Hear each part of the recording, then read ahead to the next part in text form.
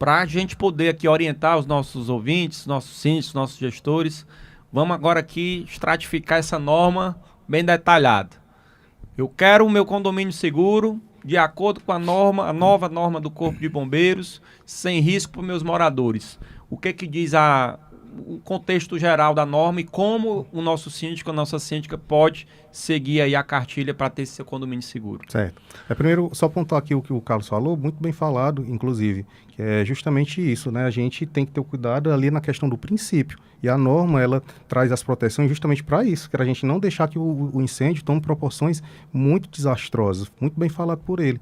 Porque as medidas de proteção que eu vou falar agora, né, que tentar resumir, né, que a norma traz, é justamente para que evite que o incêndio, ele tome proporções muito grandes. Inclusive, com o tempo de resposta ali do Corpo de Bombeiros tem que ser rápido relacionado a isso, porque falando do sistema de alimentação de veículos elétricos, a bateria de lítio, quando ela entra no estado de fuga térmica, que é o thermal runaway que a gente fala, né, ela não tem um controle muito efetivo. Então, a questão a gente não consegue combater o incêndio, consegue, já foi provado que o incêndio no veículo elétrico consegue ser combatido, mas é muito mais fácil e menos danoso você conseguir combatê-lo ali no início. No princípio. Né? No princípio. Então, por isso que as medidas de proteção que são previstas na norma, a princípio o pessoal pode achar exagero, mas não é exagero, é justamente porque foi feito esse estudo e se observou que é ali no início do incêndio que você vai ter o controle melhor, né, da situação, não vai deixar ele se alastrar.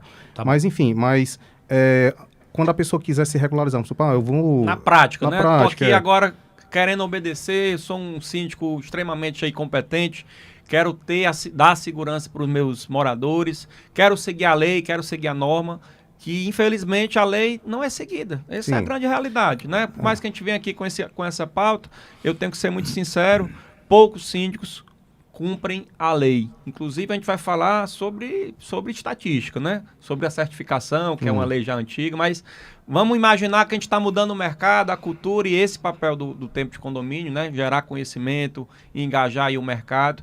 O passo a passo para seguir a norma e ter o condomínio seguro. O primeiro ponto é o básico, né? É saber se a sua edificação tem certificado ou não. Então, o primeiro começa por aí. Começa por aí. É você já buscar o certificado de conformidade.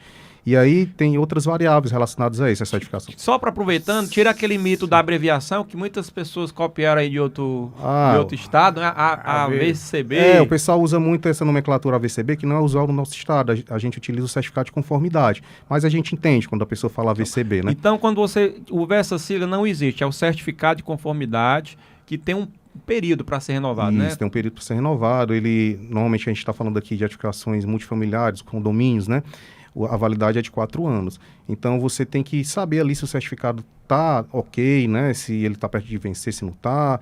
E se não tiver, você Antes de começar a pensar em carregador, já tem que estar com já tem que verificar essa situação, né, do certificado. Pois agora, se vocês falam, eu não tenho certificado, mas eu quero instalar e na hora que eu for instalar, eu vou buscar esse certificado, vou buscar, né, me regularizar. Trabalhar os dois juntos. Os dois juntos, me regularizar, enfim, do que for. A primeira questão é, se você for fazer a instalação, que é o que a gente está falando aqui, né, do sistema de alimentação, você tem que buscar o profissional para isso, que é o que a gente já cobra no parecer técnico. Então, primeiramente, você vai procurar um profissional, uma empresa, enfim, para fazer a instalação e o estudo de viabilidade, para saber o quanto que você pode ali instalar, né, de carga elétrica na sua edificação. Para ficar mais claro, a empresa tem que ter o quê? Um engenheiro elétrico, um engenheiro civil, tem alguma credencial mínima que ele tem que exigir, um KNAI específico, não, assim, vinculado ao Corpo de Bombeiros? Não. O que a gente pede é o profissional que tenha habilitação para aquilo, né? Hoje em dia a gente tem o engenheiro eletricista que faz isso, né? E eu acredito que o técnico também, né? O técnico ele vai ter até certo limite ali de potência também conseguir trabalhar. Eu não sei ao certo quanto ali de potência vai pegar num condomínio, numa instalação dessa. Engenheiro elétrico. Eu não vou falar assim, eu não vou limitar, né? Porque eu posso estar fazendo aqui uma limitação de mercado. Mas é procurar o profissional habilitado para aquilo. Vamos falar assim, é melhor. Profissional habilitado, a pessoa procura qual é o profissional habilitado para isso, né? Seja engenheiro, não sei se é arquiteto, não sei se um técnico, enfim. Procura um profissional habilitado, uma empresa que já tem esse profissional habilitado, né, no quadro lá de funcionários dela, e faz esse estudo de viabilidade e juntamente com a instalação, depois do estudo, eu consigo aqui instalar a quantidade X e essa empresa, o profissional, faz a instalação de acordo com as normas atuais, NBRs e tudo mais. Aí você vai ter uma segurança, né, de instalação. É importante a gente falar que a norma da gente, de veículos elétricos, a NT48, a gente já traz uma limitação relacionada à tomada de instalação. A gente tem 4 modos de recarga, né, que é o modo 1, 2, 3 ou 4, é a parte mais técnica, mas basicamente o modo 1 e 2 são tomadas comuns, NBRs, né, que a gente fala, tomada comum. O 3 é um modo que você tem aquele low-box, né, que é aquele sistema mais inteligente, e o 4 é o totem, aquele para recargas mais rápidas e robustas. Então, a nossa norma já traz proibição relacionada à instalação de tomadas de modo de recarga 1 e 2 para locais em ambientes internos. Então, isso aí a pessoa, né, a empresa que for fazer esse tipo de instalação já tem que ter ciência tanto da NBR como também da norma do Corpo de Bombeiro, que já traz essa restrição relacionada a isso. Então, procurar a empresa para fazer essa instalação. E depois de fazer essa instalação, a questão de regularização do próprio sistema, para você conseguir o certificado, a norma, ela traz um período ali de regularização, dá um prazo para você se adequar, pronto, um prazo de adequação. A norma, ela trouxe um prazo de 6 anos. Então, as edificações, elas precisam estar regulares até esse prazo máximo de 6 anos. Porque a gente sabe que tem diversos quesitos relacionados a isso, né? Tanto a instalação de execução, porque não é tão barata, tem as questões de levantamento de orçamento e tudo mais. Então, precisamos de um prazo, né, adequado para isso. Pensamos um prazo que, inclusive, é o mesmo prazo que São Paulo adota, de 6 anos para regularização. Tá. Então...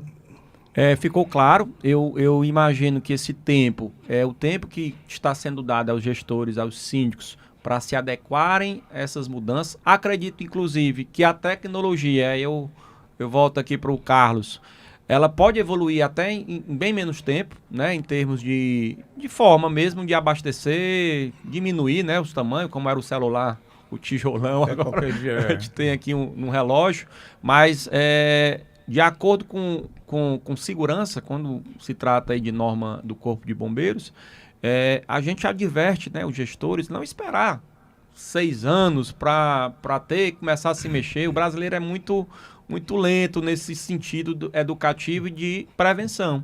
Então, a gente recomenda que já busque os profissionais, já comece a dialogar com os seus moradores, né? Existem algumas soluções rápidas que talvez o eletroposto já é uma solução que eu queria trazer aqui para o debate, que é uma solução que resolve talvez a questão coletiva, né? E em alguns casos até gera receita para o condomínio, mas tem que ser bem feito, de acordo com a norma, né? Só um corte aqui que eu vou fazer, só para deixar claro, né? A gente tem esse prazo de 6 anos da norma que ela traz, mas é para a instalação dos sistemas que a norma prevê.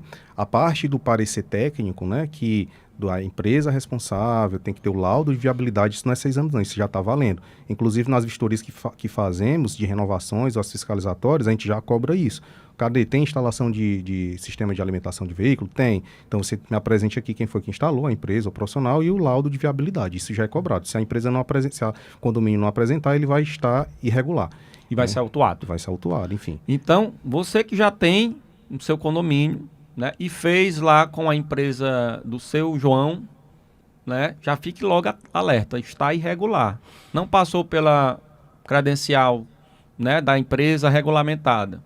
E aí eu acredito que precisa do CREA para dar o registro, né, e apontar o técnico responsável, né? E não teve esse processo nenhum, está lá instalado, talvez na tomada foi colocada tecnicamente aqui, mas eu entendi que o nível 1 e 2 já não pode, tem que, se for no subsolo, numa área coberta, tem que ser o 3 ou o totem. Fala um pouco sobre isso, o Carlos, como é que é tecnicamente essa instalação? Ele falou uma coisa interessantíssima que a gente, na leitura mais rápida, ninguém percebe. Você tem o projeto, você tem o estudo do gerenciamento de risco, você tem a tecnologia, o que eu falo do entorno, a tecnologia que a gente está falando, as outras tecnologias, porventura, que esteja próximo, a convivência delas, a interferência uma na outra. E então você vai envolver vários profissionais. Originalmente, historicamente, quem faz projeto de incêndio é a engenharia civil. Mas na engenharia, a engenharia elétrica vê, a mecânica vê, o mesmo produto, a mesma cadeira de hidráulica. Então, as pessoas terminam se especializando porque o mercado exige, porque fazem uma pós-graduação, coisa parecida. Mas a questão está ficando caro. Por raciocínio que está ficando mais seguro. Você vai ter 3... Muda a visão. 4... Tá ficando caro não, tá ficando mais seguro, pessoal. E você imagina que por mais caro que seja, você vai entender que a segurança é maior se o seu apartamento estiver embaixo do carregador, estiver acima do carregador, né? Eu não vou nem no apartamento, eu vou na vida. Quanto é que vale uma vida? Uma vida.